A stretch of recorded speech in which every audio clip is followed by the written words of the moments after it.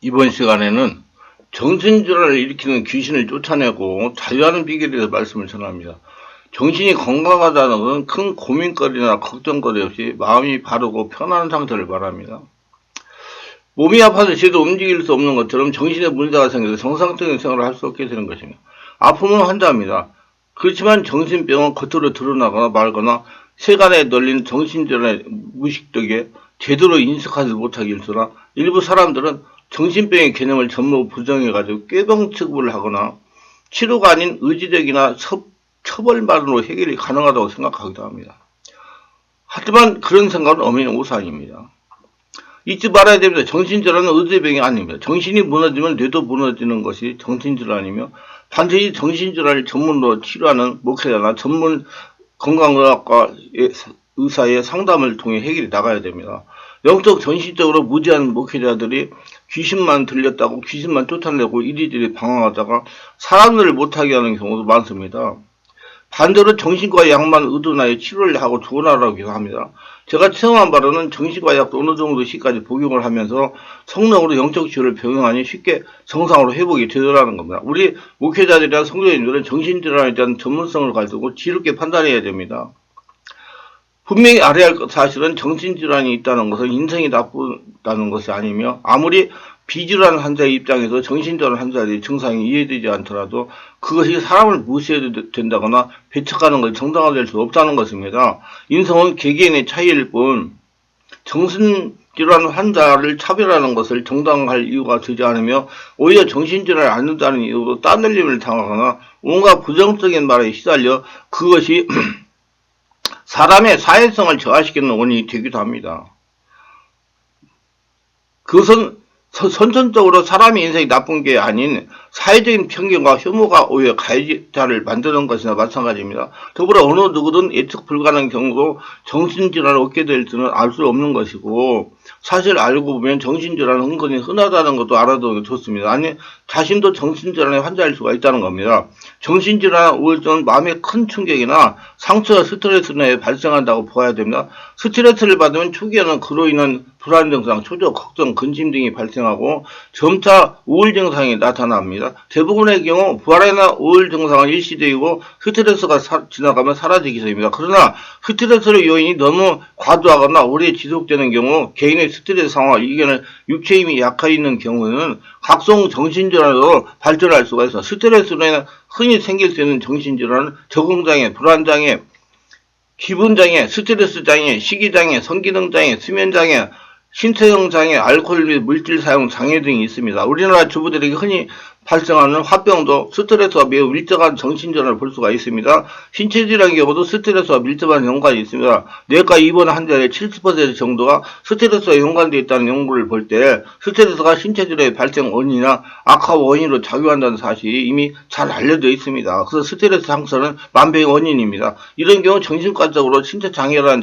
진단을 붙이게 됩니다. 정선 심리적 요인에 신체적인 질병이 발생하거나 악화될 경우에 붙이는 병명으로 정신 심리적 요인의 치료 결과도 큰 차이를 보입니다. 특히 스트레스에 시작한 우리 몸의 기관인 근골격, 긴장성 두통, 위장관, 과민성 대장증, 심혈관계, 고혈압 등의 영향을 더 많이 받는 것으로 알려져 있으며 장기간 스트레스를 받으면 면역 기능이 떨어져 질병에 걸리기 쉬운 상태가 됩니다. 세상에 상처 스트레스를 치료한 약은 없습니다.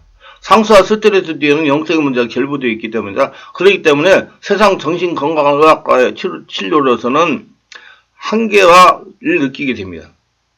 이는 반드시 예수님을 믿고 예배당에 나가서 예배드리며 기도하다가 성령을 세례받고 지속적으로 기도하다가 보면 성령의 역사로 상처 스트레스가 정화되면서 영적, 정신, 육체적으로 건강하게 되는 거다. 그렇다고 정신건강의학과를 무시하라는 건 아닙니다. 약도 겸용하게 좋습니다. 이유는 성령 안에서 온몸으로 기도하면 성령의 역사로 뇌에 끼이는 상처가 정화되면서 점점 정상적인 기능이 발휘되기 때문입니다. 성령을 온몸으로 기도하면 치매가 치료되는 것도 이런 이치입니다.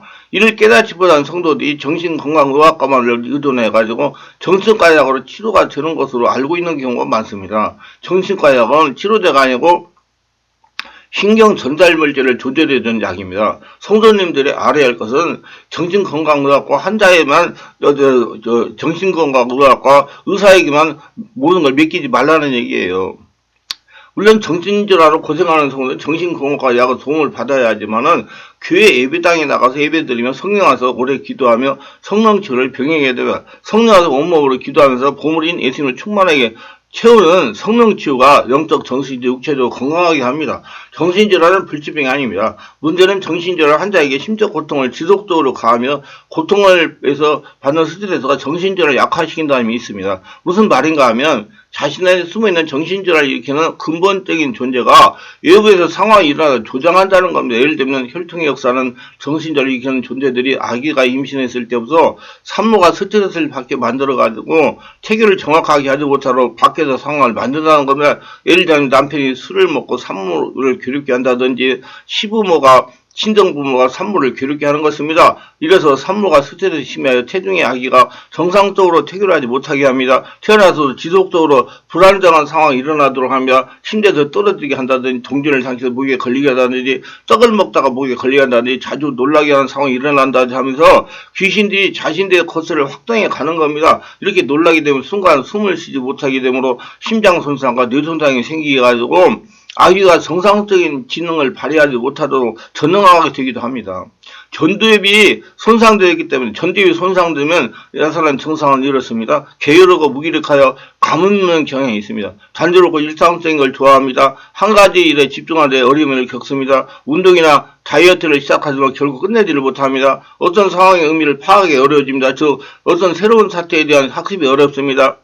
일상적인 세계가 방해를 받으면 감정적으로 동요하는 경향이 있습니다. 즉 스트레스를 받으면 쉽게 흥분하고 자리분배에 혼동되는 걸 말합니다. 사람들과 원수를 만들기를 합니다. 계획을 세워 미래를 준비하는 일을 하지 않습니다. 나이가 들면 치매로 발전할 수가 있습니다. 체중이나 어려서 심장이 손상되기 때문에 심장이 약하면 잘 놀라고 얼굴이 쉽게 붉어지는 편이며 심장이 쿵 내려앉는 느낌, 심장이 자주 두근거리는 증상이 나타나기도 합니다. 가슴이 두근거림이 자주 나타날 때 밤에 엎드려 잠을 자거나 옆으로 누워서 할 때 자신의 심장박동에 이불이 전달되고 느껴지기도 합니다. 그리고 심장 리듬이 불규칙하게 뛰기도 하는데 한 번에 중간에 또 쉬기도 합니다. 이를 부정맥이라고 합니다. 얘도 심장이 너무 빨리 뛰거나 너무 느리게 박동하는 것도 부정맥의 양상입니다. 심맥 시에 맥이 약하게 잡히는 것은 심장이 약할 때 나타나는 증상입니다. 심장이 약하면 불안이나 우울의 감정이 잘 생기고 집중력이 떨어지고 잠이 잘 안 오게 됩니다. 잠이 쉽게 들지 못하거나 중간에 자주 깨고 생각도 안 나는 꿈을 많이 꾸는 거 불면증을 할 수 있습니다. 맥이 약하다는 얘기는 그만큼 심장에 흘러나오는 혈액량이 적다는 뜻으로 심장이 한번 수축할 때 흘러나오는 혈액량이 증가한다면 세포나 근육에 신선한 산소와 영양분을 더 활발히 전해서 기능을 다하게 됩니다. 그래서 심장으로도 충분한 혈액이 세포와 근육으로 전달돼야 만성 피로도 회복할 수가 있는 것입니다. 이렇게 정서와 스트레스는 뇌 손상을 가하여 전두엽 기능이 약하게 하여 전응화가 되기도 하고 나이가 들면 치매로 진전이 되기도 합니다. 심장이 손상이 되게 하여 심장 부정맥이나 불안이나 우울의 감정이 잘 빠지게 하고 불면증이나 집중력이 약해지고 합니다. 이런 내적 치유를 하면 성령에서 내면의 상태를 치유하면 이거 다 고쳐집니다. 이렇게 체중에서나 유아시나 소년소녀 시절에 받은 충격은 여러 가지 정신적, 육체적, 영적 문제를 만들어내는 겁니다. 이래서 정신건강과 의학과 치료만을 한계에 부딪히게 되는 겁니다. 상처, 스트레스나 영적인 문제가 결부되어 있기 때문에 그렇습니다. 그래서 제가 늘 강조하는 것이 초기에 발견한 것이 치료의 지름길이라고 하는 말씀입니다. 초기에는 성령의 역사한 내면의 상처를 치유하면 무의식이 정화되면서 뇌기능과 심장이 회복이 되기 때문입니다. 이는 우리 교회에 다니는 성도님들 모두가 다 말하면 다 이해하는 것입니다. 왜냐하면 체험을 해봤기 때문에. 초기 성령 안에서 습종 온몸 치유 기도를 하니까 충격으로 일어나는 비정상의 상태가 성령 역사에 의해서 정상으로 회복되어 정신과 약을 먹지 않고도 완치가 되었기 때문입니다. 또 정신과 약을 적게 먹어도 되기 때문입니다.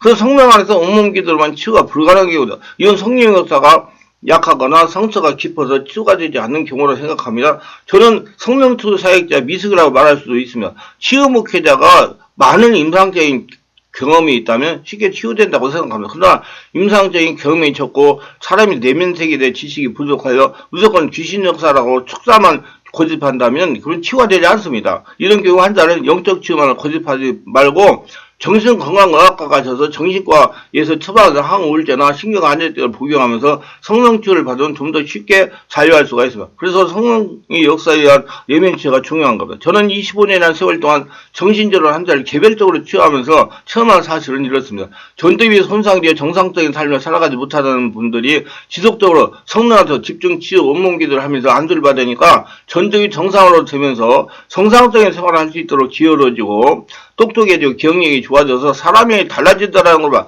치매가 나타나는 분들도 지속적으로 성령한테 집중 온몸 치유기도를 하면서 안수를 받으니까 정상적인 생활을 할 수 있게 되더라는 겁니다. 심장에 문제가 있던 분들이 지속적으로 성령 안에서 집중 치유 온몸 기도를 하면서 안수를 받으니까 심장이 약해서 불안이나 우울의 감정이 생기고 집중력이 떨어지고 잠이 잘 안 오던 불면증이 치유가 되어서 정상적인 삶을 살아가면서 직장 생활도 잘하게 되더라는 것입니다. 그렇기 때문에 정신질환이 발생하면 당황하지 말고 주변에 정신건강의학과 도움을 받으면서 성령치료를 전문하는 목회자가 사람의 내면 세계를 정확하게 알고 내면을 잘 치유하는 전문하는 그런 목회자를 찾아가지고 치유를 하면 쉽게 정상적인 삶을 살아가는 사람이 되는 것입니다. 하나님은 사람을 통해서 자녀를 치유하십니다. 그렇기 때문에 정신자를 고생하는 분들은 자신의 문제를 치유해줄 하나님의 사람을 만나야 됩니다. 찾아야 됩니다.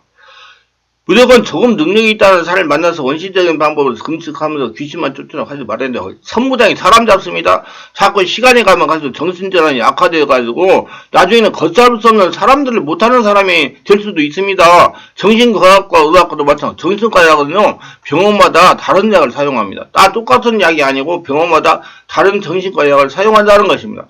자신의 증상에 맞는 약이 있다는 거예요. 모든 병은 자신의 병에 맞는 약이 사용해야 치유가 되는 겁니다.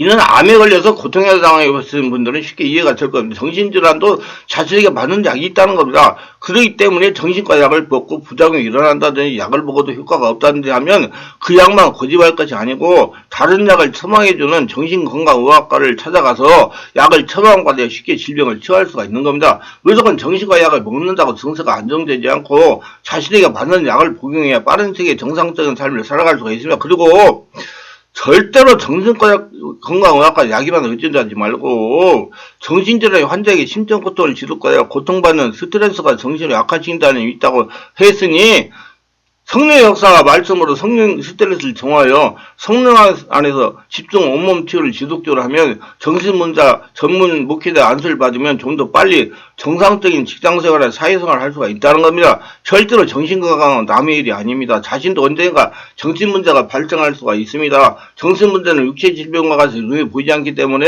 더욱 두려운 겁니다. 바르게 인식하고 있어야 불필요한 고통을 당하지 않을 수가 있는 것입니다. 태중에서나 유소년 시에 충격으로 무의식에 생긴 문제는 정상적인 삶을 살아갈 때 숨어있다가 상처와 스트레스가 심화되어 결정적인 시가 되면 반드시 드러나게 되어 있습니다. 우리가 예수 믿고 죽고 예수로 다시 태어나서 성령으로 인도를 받고 살아가는 이유가 무엇입니까? 보물인 예수님은 자신의 온몸과 마음을 채우는 것입니다. 예수님의 삶을 살아가는 겁니다. 이것이야말로 글로 지식으로 성경 말씀 많이 안다고 되는 것이 아니고 보이지 않지만 살아계신 5차원의 성령 하나님으로 채우는 겁니다. 자기 실제되고 없어지고 성령 하나로 채워야 됩니다. 이렇게 성령 하나님으로 채울 때 자신이 태중에서 유수년 시절 사회에 일어난 충격으로 무의식이 자리잡고 있는 상처와 스트레스가 정화되면서 전두엽 뇌가 정상적으로 깨어나고 심장이 정상적으로 고쳐져서 보물인 예수님으로 충만하여 일생 동안 정신이 건강하고 눈이 밝게 살아가고 귀가 잘 들리고 이빨 튼튼하고 소화 잘 되고 소대변 잘 보고 그발로 잘 거리는 건강 축복세에 살아갈 수가 있는 것입니다. 알아야 할 것은 예수를 믿어서도 귀신이 떠나가지 않습니다. 그럼 어떻게 해야 자녀가 어머니와 같은 정신적 육체의 고통을 당하지 않으면서 살 수가 있느냐입니다. 그건 자녀가 신앙적으로 부모님부터 독립하여 나와가지고 성령으로 세례받고 성령한테 예배를 드리는 겁니다. 성령 인도받는 신앙생활을 해야 진짜로 제가 독립하라는 조언을 많이 합니다. 신세대답게 자녀 자신과 하나님 관계를 여는 겁니다. 성령 온몸으로 기도하면서 성령께서 자신을 지배하시고 장악하지 않은 신앙생활로 바꾸는 겁니다. 부모님들이 하던 그 신앙을 따라가면 그 귀신이 안 따라가고 계속 있을 수가 있다는 얘기예요. 성령의 역사가 일어나는 신앙을 바꾸라 그 말입니다. 이렇게 성령으로 오랫동안 지배와 당하게 되면 귀신이 견뎌내고 떠나갑니다. 그런데 중요한 것은 성령께서 온전하게 지배하실 때까지 인내를 해야 됩니다. 많은 성도들이 성령 역사로 치유를 받다가 조금 편하면 쉬거나 중단합니다. 또 몸이 안 좋으면 안 나옵니다. 이러면 절대로 혈통의 역사는 정신병에 정신질환을 일으키는 귀신의 영에서 자유할 수가 없습니다. 인내해야 됩니다. 끝까지 자기가 언제 하려나 될 때까지 인내하면서 승리하시기 바랍니다. 이거 하셨다면 구독, 좋아요를 부탁합니다. 감사합니다.